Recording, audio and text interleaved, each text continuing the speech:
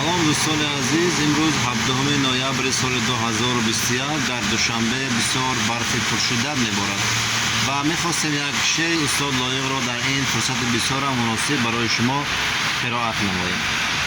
برف و باران ریخت در هم همچو درد عاشقی، مرغکان بی مکان در خویشتن پیچیدند، شاخساران سرخم و خاموش زیر بار برف گویا از روزگار خویشتن رنجیدند.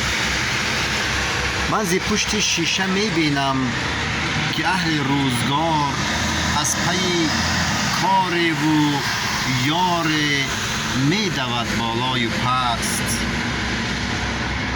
گر غبار برف بنشسته به مژگان یکی، در رخ دیگر غبار زندگی بنشسته است.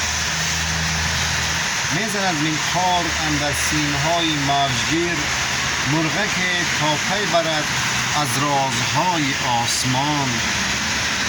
مرغک دیگر پناه برده است زیر پرده بام، از بلندی بنگرد در جنب و جول آدمان.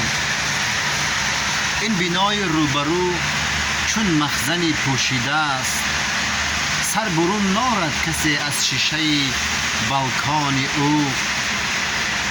برف میبارد به شدت تا دم شام، از سحر چون زمستان است اینک نوبت دوران او.